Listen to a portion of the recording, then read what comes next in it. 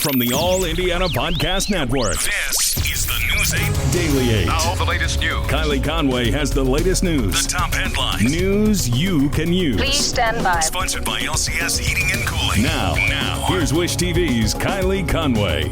Hi, this is Kylie Conway, and this is the News 8 Daily 8 for Monday, October 4th. It's going to be kind of a spotty shower day, mostly cloudy for the most part, though. Highs are going to top out in the mid-70s.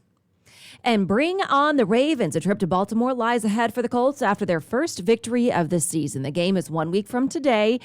The win in Miami has the team flying high ahead of the meeting with the Ravens. First one of the season, but not the last one, guys. So we got a dub today. Clocking out, nightmare. The Colts got off to a slow start against the Dolphins. The Horseshoe was down 3-0 until the second quarter when Jonathan Taylor ran a 23-yard touchdown, putting the Colts in the lead for the remainder of the game. Final score, 27-17. News 8's Charlie Clifford talked to players about their first win of the season. The Colts are crediting a players-only meeting that remained a secret until post-game on Sunday. It was led by DeForest Buckner earlier this past week ahead of the trip to Miami. The defense turns out quite the performance. Jacoby Brissett and the Dolphins held to 15 total yards throughout the second and third quarters. Carson Wentz in the offense, 11-play touchdown drive coming out of halftime, a potential season saver for Frank Reich. Didn't put the ball in harm's way, was accurate, made good decisions. And again, I can't emphasize enough that really comes because of the total team effort. It's just the confidence that we can play with when the defense is playing as well as it was playing. The defense was lights out today. Huge for us to come out and get a win here today, but lots of things really each week that we can keep building on. I think we have a lot of ability to be an explosive offense, and I think we've seen glimpses of it. For us, it's just about keep getting better and scratch off some wins here early and keep getting better throughout the season. That's something we've been waiting for. We've been waiting for this feeling. It feels great. You can't panic. I feel like that, people on the outside looking in don't see what's getting built. We feel like we're building a great defense, and each week we continue to get better and better, and we got to do that. And if we want to clear this up, we got to play ball on all four quarters. Darius Leonard and the Colts defense, the first unit across the NFL in nearly a full calendar year to hold an opposing offense under 70 yards in the first half. Jonathan Taylor telling me after the win, yes, it does feel like a brand new season. Now with 8 days to prepare for the Baltimore Ravens on Monday Night Football right here on Wish TV. For now in Miami, Charlie Clifford, Wish TV, wishtv.com, and follow us on Facebook. And again, the Monday night matchup is coming up. The Colts will spend this week preparing for the Ravens. Jonathan Taylor says there was a festive mood in the locker room after the win in Miami, but according to him, it is now the time to refocus because things aren't getting any easier. The running back says Sunday's win will fuel practice this week. Taylor says it's going to be a tough one heading into Baltimore Monday night. Coach Frank Reich agrees. Here's a message to the players he had in the locker room. But right now we know it's what? Now we know it's all about Baltimore, right? It's all about Baltimore. So let's put this one behind us, right? Let's put this one behind us, learn from it. But great stinking job. Enjoy it tonight. Enjoy the play ride home, right? And great job. And let's put it behind us quick, right? And get ready for the next one. As for the Ravens, the team is coming off a big win over the Broncos. The Ravens are 3-1 this season. The Colts get back to work today and hold practice. We'll hear from the coach this afternoon. And our Wish TV team is traveling to Baltimore for the big game next Monday night. Wish TV is the only place you can catch that game. We'll also have pregame and postgame coverage as well. And today is the kickoff of a week-long celebration in public schools. The first event, the downtown Indianapolis Canal goes blue. IPS is calling this Blue Day, asking teachers, students, families, and alum to wear the colors in support of the district. Through the week, the district has theme days planned, highlighting IPS pride and priorities. And two big developments today as the city works to combat a surge in violence. This morning, Mayor Hogsett is set to announce newest round of violence reduction grants. And tonight, the City County Council begins a series of committee meetings to discuss, review, and possibly approve their portion of Mayor Joe Hogsett's 2022 Indianapolis budget. As News 8's Demi Johnson reports, this comes on the heels of a grim milestone. When you ask people if they feel safe in the city, there are things that I have noticed that has been on the rise. The answer isn't always a yes or no. And for Lanisha Jackson, the topic is complicated. She says as a parent, crime has always been a concern. But this year, she says some of the trends just feel more disturbing. Such as violence at school, rather a shooting or the kids just becoming a little bit more violent. That happened Friday night at the Ben Davis Carmel High School football game when police say a 16-year-old boy was shot by an 18-year-old. Hours later, the city reached 200 homicides when a man and woman were shot while sitting in a car. The man did not survive. I mean, there's nothing else that I can fathom as a solution other than let's get a little bit more patrolling going on. And adding more cops to the streets is just one of several things covered in Mayor Joe Hogsett's 2022 budget proposal. The plan puts $161 million toward public safety, which includes better technology for police and several new initiatives aimed at stopping crime before it has a chance to happen. But at a public safety walk ahead of the violent weekend, Mayor Hogsett admitted the plan probably won't help much right now. I want to be careful about raising anyone's level of expectation that next month or before the end of the year, we're going to see a substantial decrease in the number. Jackson says for now, she's keeping the faith. But if she doesn't see a change next year, she says she'll speak up. We've always had solutions, and I'm confident that our city will get through this in the process. I'm Demi Johnson for Wish TV, wishtv.com, and follow us on Facebook. The city county councilors are set to vote on this new budget on October 18th. And the CDC is sharing new guidance for Halloween and Thanksgiving. The agency says the safest way to celebrate is virtually. For in-person gatherings, it's safest to be with those who live with you. If you visit with others, the CDC says it's safest to be outdoors with at least 6 feet of space. The CDC is also urging everyone to be vaccinated. Dr. Anthony Fauci says it's too soon to know what Christmas will look like. Now, we've just got to concentrating on continuing to get those numbers down and not try to jump ahead by weeks or months and say what we're going to do at a particular time. Let's focus like a laser on continuing to get those cases down. And we can do it by people getting vaccinated and also in the situation where boosters are appropriate to get people boosted, because we know that they can help greatly in diminishing infection and diminishing advanced disease, the kinds of data that are now accumulating in real time. If you plan on having an indoor gathering, the CDC recommends opening windows and doors to circulate fresh air. And Dr. Fauci is touting the results of a study on a new COVID-19 pill. The drug maker Merck claims the medication cuts the risk of hospitalization or death in half. If it's approved, the pill would be the first oral medication to fight the coronavirus. Fauci says it's an extremely important development as it's a pill that is simple to take. The company's already producing millions of doses, anticipating FDA clearance for emergency use authorization. Masks are now required inside all Indianapolis Park facilities. That's according to Indy Parks and Rec.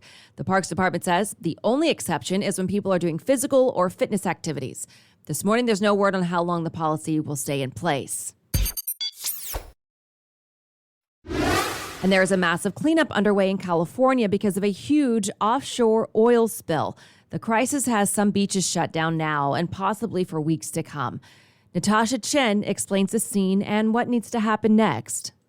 The recovery and cleanup effort will take quite some time. We have watched as boats dragged a boom up and down the coast, trying to collect that oil. So far, we've been told of one oiled ruddy duck that's receiving veterinary care, and reports of other wildlife washing up with oil on them are being investigated.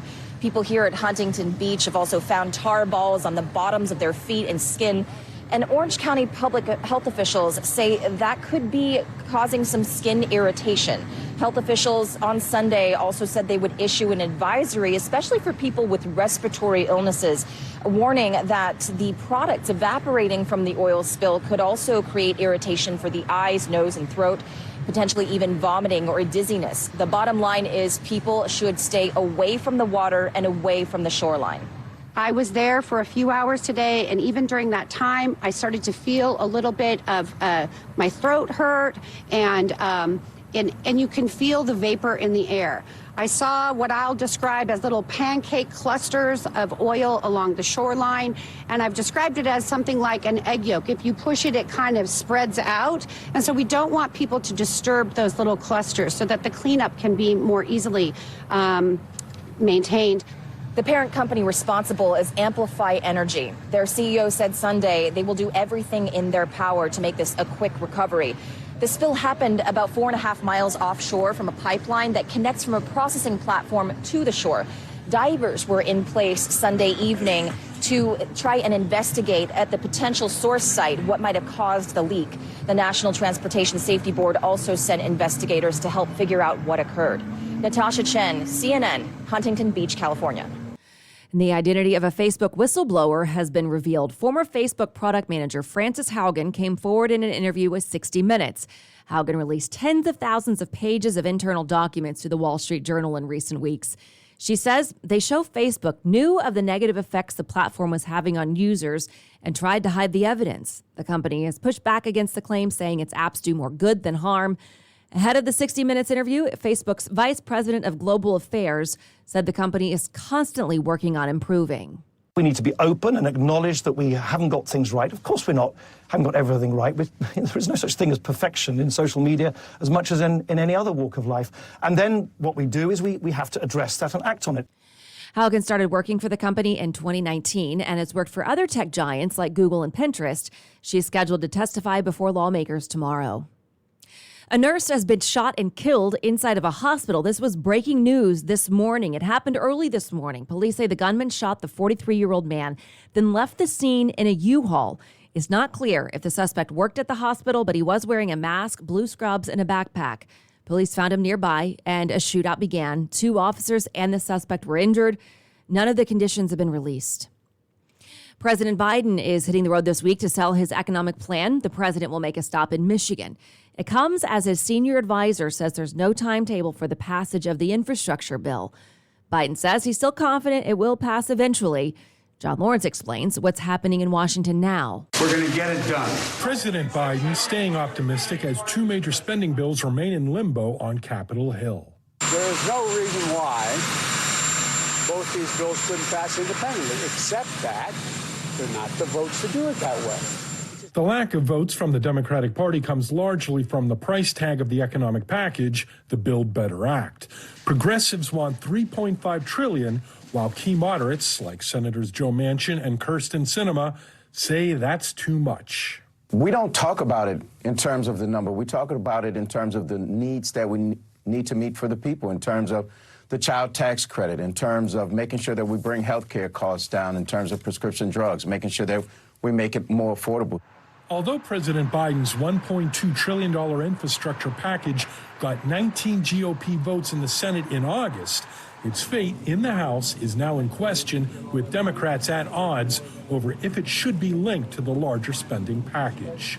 Bernie Sanders, the far left Democrats are driving the bus, and Joe Biden is just along for the ride. And some Republicans say the White House's plan will hit Americans in the wallet. People are feeling the bite of inflation right now when they buy groceries, when they buy gas, all of those things. And they think if this stuff passes, this massive spending and tax bill, that inflation is going to get much worse.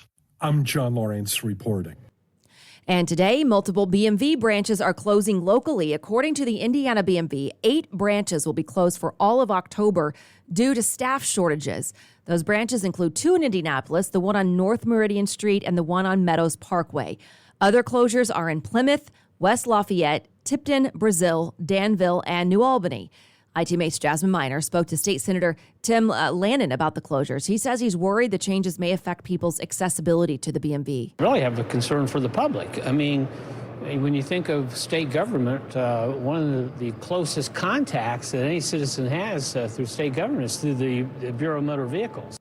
Some branches are keeping their doors open, but just adjusting hours. You can find all of this information, all of the changes on our website. Just head to wishtv.com or in our app and click on this story in the As Seen on Wish TV section. Today, the Supreme Court starts a new term in person for the first time in a year and a half. Justice Brett Kavanaugh will not be there, though. He tested positive for COVID-19 late last week and will join on the phone. The court will hear cases involving abortion, gun rights, and national security. Public approval of the court has hit a new low. Gallup's newly released poll puts the approval rating at 40%, the lowest it's been in the nearly 20 years of the survey. It's 9% lower than July and 13% lower than the same time last year. The slide follows polarizing decisions, including the decision not to block a Texas abortion law and the ruling to allow college vaccine mandates. Two residence halls at Purdue University have new names. Over the weekend, the school dedicated the previously named Griffin Residence Halls in honor of Winifred and Frida Parker. They were sisters who pushed to integrate student housing at Purdue in the 1940s. University President Mitch Daniels spoke about the two women. I love everything about this whole story, this whole occasion. I certainly love what a family story it is. As unique as these two sisters were, you've seen, and I hope everybody already knew the story of a great American family. Purdue says Frida Parker Hall and Winifred Parker Hall are the first buildings on campus to be named after Black alumni. And to business headlines, house prices are rising at a record pace, but incomes are not keeping up, which is making home ownership less and less affordable. The median American household would need 32% of its income to cover mortgage payments on a median-priced home, according to the Federal Reserve Bank of Atlanta. That is the most since November 2008. Declining affordability will have the biggest impact on buyers shopping for their first homes, who will have to sign up for larger monthly payments or buy less desirable homes. More companies are tightening the reins on remote work policies, including implementing stricter rules on childcare. Bloomberg says that means no more doubling as a nanny and office worker. Employees will have to make arrangements for their kids in order to focus on work. Such rules existed before COVID, but its impact will be more widespread as employees continue working from home after the pandemic. At least one tech giant has decided it's better to serve banks rather than taking them head on. Google is shuttering its bank account product nearly 2 years after announcing ambitious plans to take on the retail finance industry. The semiconductor chip shortage that is hamstringing the production of products ranging from cars and computers to appliances and toothbrushes will extend into 2022 and potentially beyond that.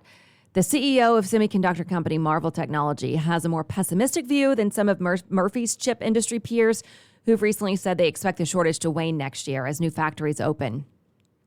1 in 3 American families struggle with diaper needs, according to a February 2020 report by the National Diaper Bank Network, an organization that provides diapers to children. The pandemic has upended global supply chains and created a run on many products, including diapers. Kimberly-Clark and Procter & Gamble, two of the country's largest diaper manufacturers, increased the prices of baby products this year.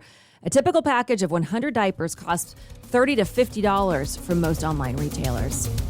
This has been your News 8 Daily 8 for Wish TV. I'm Kylie Conway, online at wishtv.com, and follow us on Facebook when you search Wish TV. The News 8 Daily 8 is sponsored by LCS Heating and Cooling. Be sure to like and subscribe to this podcast. The News 8 Daily 8 with Kylie Conway. And be sure to discover even more great podcasts now at allindianapodcastnetwork.com.